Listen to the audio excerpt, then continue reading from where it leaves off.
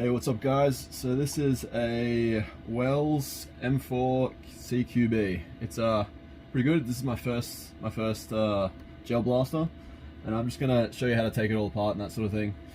So you got the mag release on the side here. It comes out, and the flash hider is a reverse thread. So just take that apart like that, nice and easy. So the stock, to pull the stock out, you push this thing up and then you pull it out, just like that. To remove the battery compartment, you just push that down. I've already loosened these. So this thingy, right, I think it's actually in there. Yep. You gotta unscrew this little bit in there. It's a Phillips head, and it can be a bit hard to get to because of the size of the stock. So once that's out, you'll be able to pull that off like that. Push it through. It's just this little piece here. And it doesn't just pull up, it's got to slide all the way out. So that bit there, and then you can feed the battery cable through. Stock to the side. It's got the sling mount right there. So it's all pretty quality stuff. This whole thing is nylon. I think this is it. Actually, it might be nylon as well. But the things that aren't nylon, I don't think this is nylon. It feels a bit, I don't know. Even if it is nylon, it's definitely the one of the cheapest parts. It doesn't feel super quality. I'm not sure what these rails are made out of, but they feel quite nice and they're quite strong, very sturdy. It almost feels like fiberglass, but it is totally not. It's definitely plastic. So as far as the front goes, the barrel, this is aluminium. It's an aluminium inside, inner and outer barrel. I'll show you that in a bit. So to get the fishbone off, it's just an Allen key right here. So all you have to do is take that one off there.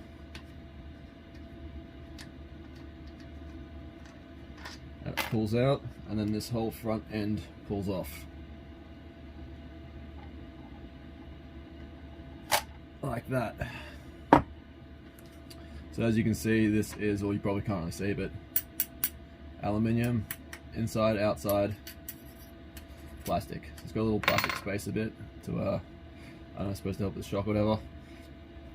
And this is also a very weak part of it right here, this little piece here.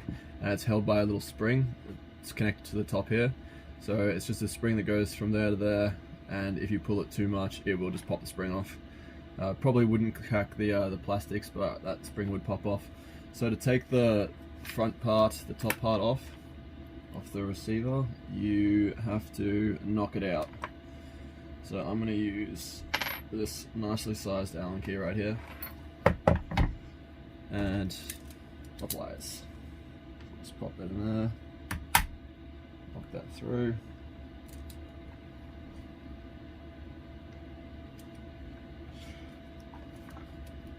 So the back one doesn't really, I'll grab that later, doesn't really stop anything from really moving around too much, but the front one is actually holding the whole top part on from this piece right here. So once this is out, it will pop forward a little bit, as it has a bit of a spring reloaded, spring tensioning sort of thing to it. So if I pull this out, it'll jump forward just a little bit. There we go. So to pull this out, it doesn't exactly just pull straight out because of this bit here. It gets jammed on all these little nubs. So you've got to sort of lift it up as you're pulling it out, and it will, yeah, come out nicely. Because yeah, if you just yank it out, it will pull that little spring bit right there. If you can see that spring bit there, it will pull out. So to take this out, if it ever breaks or something, you just pull that. It's a bit of an angle. If you do it that side first, you'll be able to get it out like that, and then pull it up, and then just replace it or whatever you need to do, because I think these bits are pretty weak. Yeah, put that back in. Actually, I've strengthened my spring a little bit by cutting it a little bit shorter, because it didn't seem to really want to jump back like it does now. So yeah, that's it. This is the T-piece. It's a solid T-piece, not two pieces, which is nice. And yeah, the aluminium inner. And that's pretty much it. I'm not sure if I really want to take the rest apart. pretty happy with how it is stock. I just wanted to take this apart so I could paint some of these pieces. Another thing, if you do want to change the spring, it is a fairly large Allen key. So it's fairly large, that one right there. So you got a little window here, which is pretty helpful if you push that in. So it's not like a screw in sort of thing, it's more like a latch. So I'll show you. If you push it in like that, see that that bit that catches right there? I'll take it out so you can see. You got to line that up with the top and the bottom, and then it will come out. Like just like that. So it's super easy to change the spring if you ever do want to. I'm pretty sure you can actually do this with just taking the stock off by itself. So if you're going to a game, you're only allowed it to be a certain strength. If you've changed all the gearing and you can cope with a big gear with a bigger spring, you can yeah, swap it out for targets or lower it down to a smaller spring if you don't want to hurt people, sort of thing. So I'm just going to keep the stock spring for the moment anyway. But yeah, so it just fits in there like that, and it yeah, you just turn it, latch in or not. So that's really nice and easy to change. This cable does get in the way a little bit as it runs through the barrel, through the stock, sorry. There we go, locks in into place. Then you'll be able to see there's a little bit of a gap in the bottom, so that's where it fits out when you pull it out. I just want you to note the difference, a big difference between the Wells and the Jingming is that see the size of these screws. These are absolutely huge. They use really quality size screws and connectors for all this sort of stuff. So Wells is a very nicely made, very nicely made.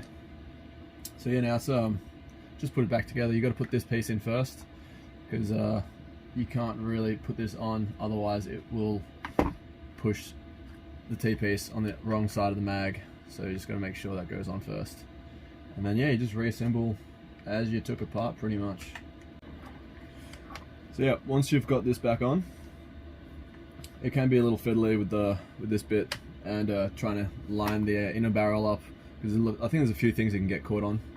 So yeah, once that's all lined up, it pushes back, you've got that little bit of spring resistance in there, and then you just get the piece that I dropped on the floor before, this piece here, just put it in. Oh no, it's the other piece.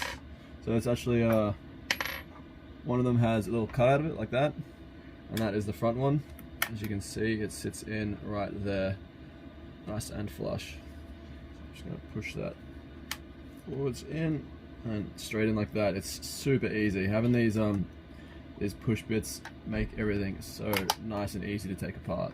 Look at that, done. No screws necessary. They're really nice and thick and strong, which is always a plus. So yeah, you just put it back the way you found it, I guess. It's very easily made, this one. Yeah, reverse process. This guy and this one, and then you're pretty much done. Fishbone is just the one right here. So it's keyed. See that bit there? But I don't want to put it back together because I do want to paint this. So hope you enjoyed the video.